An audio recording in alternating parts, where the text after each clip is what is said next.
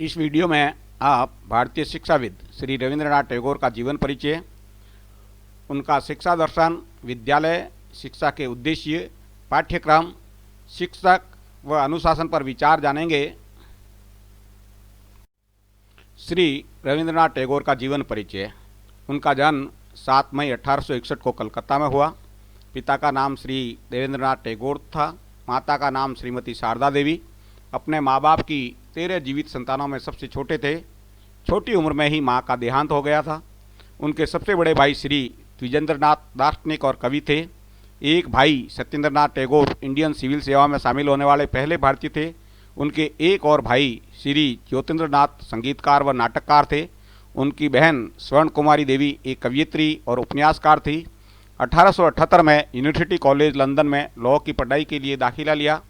1880 में बिना लॉ की डिग्री के बंगाल लौट आए। 1883 में उनका विवाह मृणाली देवी से हुआ। 14 नवंबर 1913 को उन्हें साहित्य का नोबेल पुरस्कार गीतांजलि कृति पर मिला।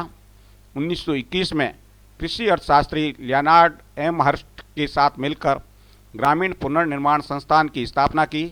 बाद में नाम बदलकर श्री निकेतन कर दिया। उनकी प्रसिद्ध कृतियाँ थी सांध्य गीत, मानसी, कल्पना, गीतांजलि, बलाका, मुक्तिधारा आदि।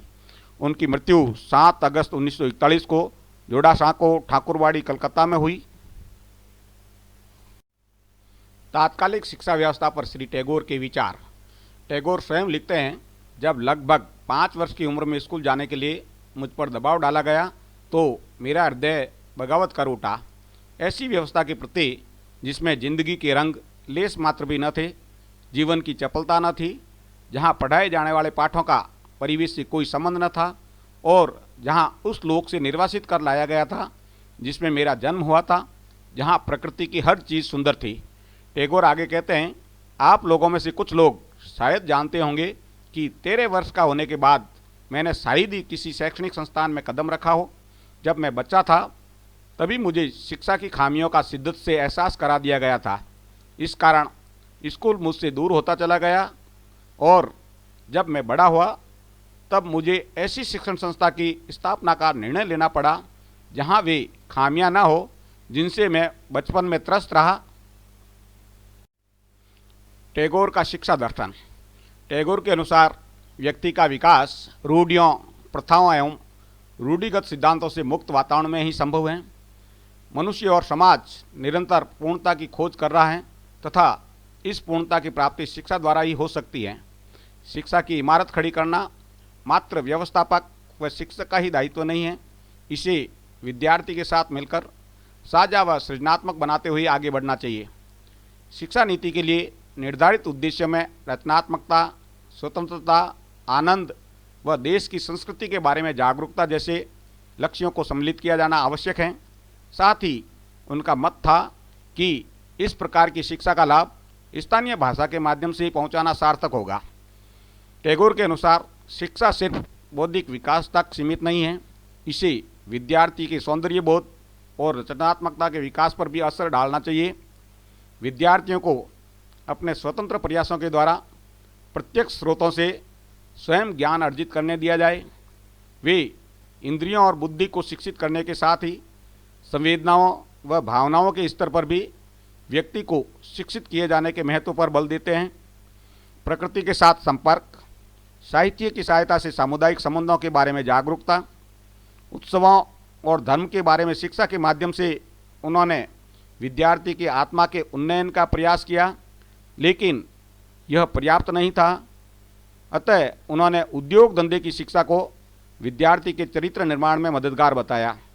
टैगोर के अनुसार सर्वोच्च शिक्षा वह है जो हमें न केवल सूचना प्रदान करती हैं वरन हमारे जीवन का सामंजस्य बाह्य सत्ता से जोड़ती हैं। टैगोर के अनुसार विद्यालय। टैगोर का विद्यालय था शांति निकेतन और हस्तशिल्प उनके विद्यालय में शिक्षा का एक मूलभूत विषय था। प्रत्येक बच्चे को एक न एक व्यवसाय सीखना अनिवार्य था। शांति निकेतन का उद्देश्य था कार्य में आनंद को शामिल करना। पिकनिक, भ्रमण, संगीत, नाट्य, सामाजिक व धार्मिक समारोह यहाँ की नियमित गतिविधियाँ थी। उनके विद्यालय की अन्य गतिविधियाँ थी कृषि ऋण, सिंचाई, अन्न भंडार, डेयरी फार्म, गांव के स्कूलों की देखभाल, चल पुस्तकालय का संचालन, स्काउट गतिविधि द्वारा सामाजिक व सांस्कृतिक कार्यक्रमों का आयोजन, डिस्पेंसरी, मातृ शिशु कल्याण केंद्र आदि।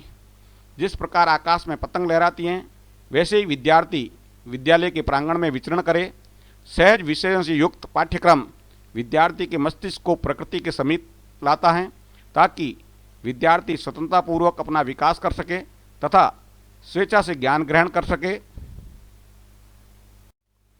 श्री टैगोर के अनुसार शिक्षा के निम्न उद्देश्य हैं: बालकों में हाथ, हृदय और मस्तिष्क की शिक्षा द्वारा व्यक्तित्व का समन्वित विकास हो, बालकों का शारीरिक विकास हो, बालकों का मानसिक शक्तियों का विकास हो, जिसमें तर्क करना, विचार विमर्श करना और कल्पना करना आदि कौशल विकसित हो, बालकों में वैज्ञानिक दृष्टिकोण का विकास हो, बालकों में सौंदर्य बोध व रचनात्मकता का विकास हो, बालकों का चरित्र निर्माण हो, बालक सामुदायिक संबंधों व सांस्कृतिक जागरूक हों, बालकों में ग्रामीण विकास व रोजगार की शिक्षा दी जाए। श्री टैगोर ने पाठ्यक्रम के विषय में निम्न विचार व्यक्त किए।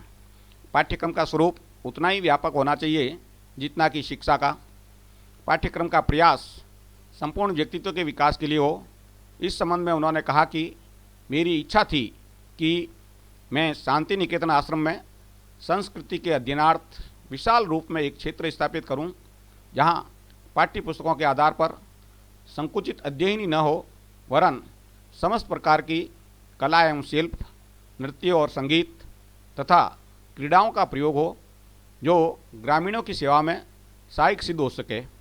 उन्होंने ऐसे पाठ्यक्रम का समर्थन किया जो हमारे दिन प्रतिदिन के जीवन से संबंधित हो। पाठ्यक्रम को व्यवहारिक बनाने के उद्देश्य से टैगोर ने पाठ्य पुस्तिका का निर्माण किया, जो सामान्य पुस्तकों से भिन्न है। टैगोर ने इसे क्षेत्र अध्ययन संज्ञा दी है। वे विद्यालय के वातावरण को भी पाठ्यक्रम का अंग मानते हैं, जिसका शिक्षा योजना में महत्वपूर्ण स्थान हो। श्री टैगोर ने शिक्षकों पर निम्न विचार व्यक्त किए। उन्होंने ऐसे अध्यापकों की आलोचना की जो अनुशासन के नाम पर बालकों को यातना देते हैं। शिक्षा कोई यंत्रात्मक तथा निर्जीव प्रक्रिया नहीं है, बल्कि उसमें जीवन तथा गतिशीलता है।